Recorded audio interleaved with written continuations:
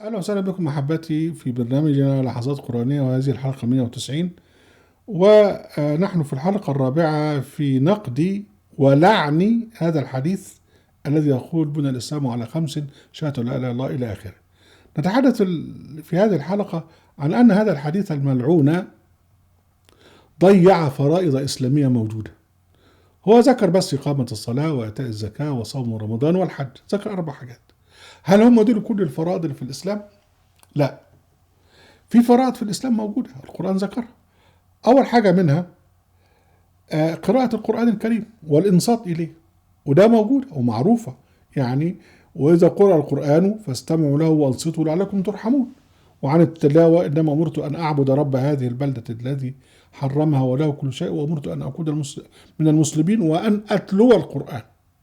فتلاوة القرآن واجب، فرض. وبعدين ربنا سبحانه وتعالى يقول: إن الذين يتلون كتاب الله وأقاموا الصلاة وأنفقوا مما رزقناهم سرا وعلانية يرجون تجارة لن تبور. ربنا سبحانه وتعالى يقول: وأتلوا ما أوحي لك من كتاب ربك، ده في الكهف. أتلوا ما أوحي لك من الكتاب، ده في العنكبوت. وبعدين ربنا سبحانه يقول: أقم الصلاة لدلوك الشمس إلى غسق الليل وقرآن الفجر إن قرآن الفجر كان مشهودا ومن الليل فتهجد به نافلة لك عسى أن يبعثك ربك مقاما محمودا. إذا دي أوامر بفريضة من الفرائض إلى قراءة القرآن والاستماع للقرآن الكريم. والنبي عليه السلام هو وطائفة من المؤمنين معه كانوا يقيمون الليل يقرؤون القرآن. ربنا سبحانه وتعالى قال: إن ربك يعلم أنك تقوم أدنى من ثلثي الليل ونصفه وثلثه وطائفة من الذين معك ولا يقدر الليل والنهار. علم أن لن تحصوا فتاب لكم فاقرأوا ما تيسر من القرآن. إذن يعني قيام الليل بقراءة القرآن دي فريضة. لا ننسى طبعا ان مش معنى كده ان واحد اللي هو لا يقوم الليل ومعناها لا. يعني هو اصحاب الجنة قسمان: السابقون المقربون اللي هم الناس اللي هم مية مية، وبعدين يعني اصحاب اليمين اللي هم الناس يعني خلطوا عملا صالحا واخر سيئا، ويعني مش قد كده لكن برضو متقين. فبالتالي احنا عندنا هنا فريضة ضيعها ذلك الحديث الكاذب بتاعت يعني بني الإسلام على خمس. من ضمن الفرائض التي ضيعها أيضا ذكر الله سبحانه وتعالى وتسبيحه في الصباح والمساء بكرة وأصيلا. احنا عندنا ذكر الله سبحانه وتعالى. ربنا يعني حين فرضه جعل له مواقيت. قال لك: يا أيها الذين آمنوا اذكروا الله ذكرا كثيرا، ده من حيث الكم، وسبحوه بكرة وأصيلا، يعني في الصباح وفي المساء. وبعدين أوقات الذكر ربنا قال: وسبح حمد ربك قبل طلوع الشمس وقبل غروبها ومن آناء الليل فسبح وأطراف النهار لعلك ترضى فاصبر عما يقولون وسبح حمد ربك قبل طلوع الشمس وقبل الغروب ومن الليل فسبحه وأدبار السجود واصبر لحكم ربك فإنك بعلم وسبح حمد ربك حين تقوم ومن الليل فسبحه وأدبار النجوم. وعن كيفية الذكر ربنا سبحانه وتعالى قال: واذكر ربك في نفسك تضرعا وخيفة ودون الجهر من القول بالغدو والأصوات ولا تكن من الغافلين. يعني احنا عندنا هنا ذكر الله سبحانه وتعالى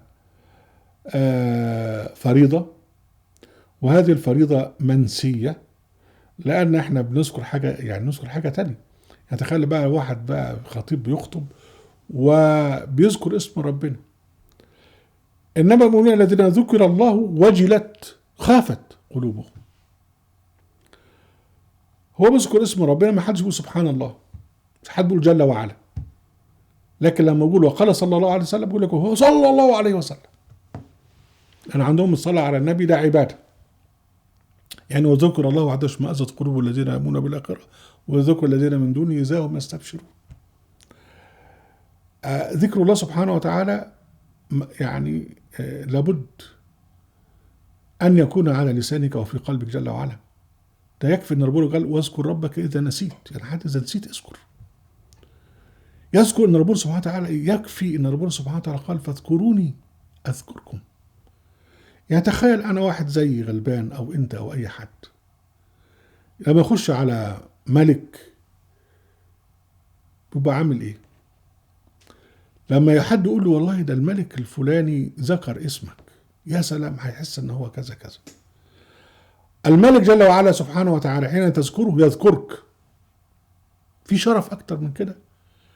فذكر الله سبحانه وتعالى فريضة رائعة واجبة، وأنت تذكر الله سبحانه وتعالى في كل وقت ما استطعت، وبذكره تطمئن القلوب.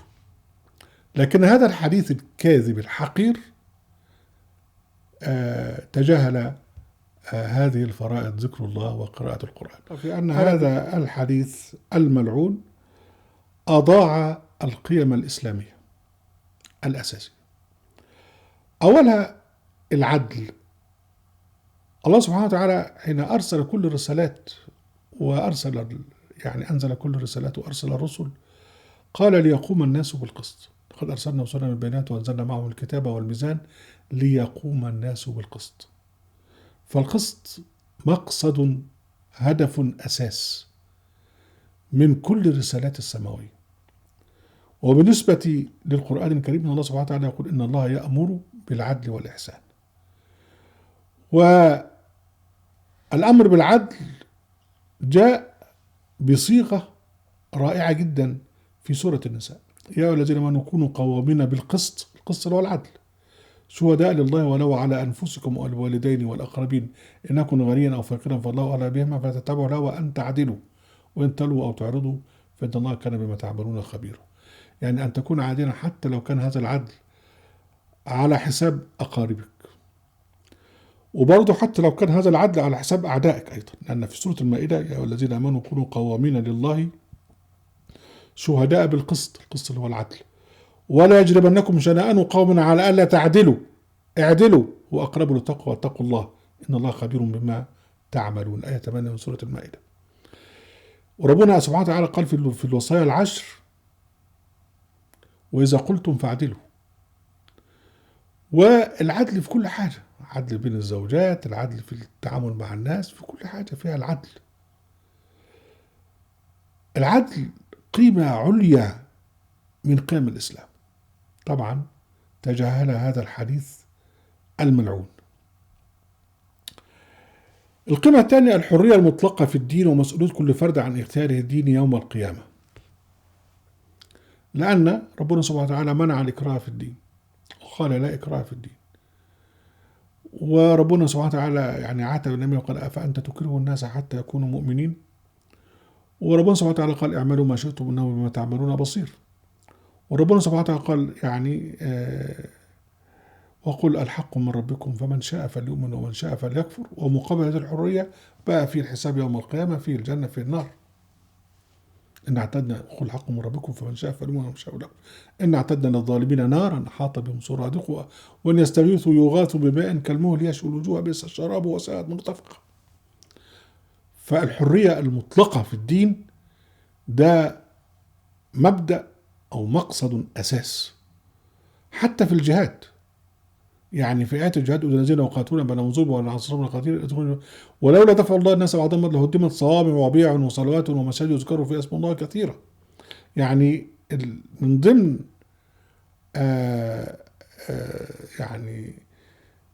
مقاصد تشريع الجهاد أو القتال الدفاعي في الإسلام حصانة بيوت العبادة لكل الناس. وجات مرتين في سورة البقرة وفي سورة الأنفال: وقاتلهم حتى لا تكون فتنة ويكون الدين لله، وقاتلهم حتى لا تكون فتنة ويكون الدين كله لله. آية 38 من سورة الأنفال. يعني يكون الدين كله لله، يكون مرجعه إلى الله سبحانه وتعالى يحكم بين الناس فيما هم فيه يختلفون. وربنا سبحانه وتعالى قال في سورة الزمر: قل اللهم عالم الغيب والشهادة أنت تحكم بين عبادك فيما كانوا فيه يختلفون. فالحكم في الدين إلى الله سبحانه وتعالى مالك الدين ومالك يوم الدين. احنا كل اللي بنعمله ان الهداية مسؤولية شخصية، من اهتدى فإنما اهتدى نفسه ومن ضل فإنما ضل عليه. ليس من وظيفة الدولة في الإسلام أن تهدي الناس، وإنما أن تخدم الناس. ليس وظيفتها أن تدخل الناس الجنة، لأن دخول الجنة مسؤولية شخصية. أنت إذا أحببت أن تدخل الجنة وقررت أن تدخل الجنة وعملت صالح وأمنت كويس، ربنا سبحانه وتعالى يعدك بأن تدخل الجنة وسيدخلك الجنة، لأنه سبحانه وتعالى لا يخلف الميعاد ولا يخلف الوعد. ومن أصدق من الله قيلا. وعد الله لا يخلف الله وعده. فبالتالي الحرية الدينية مقصد أساس في الإسلام.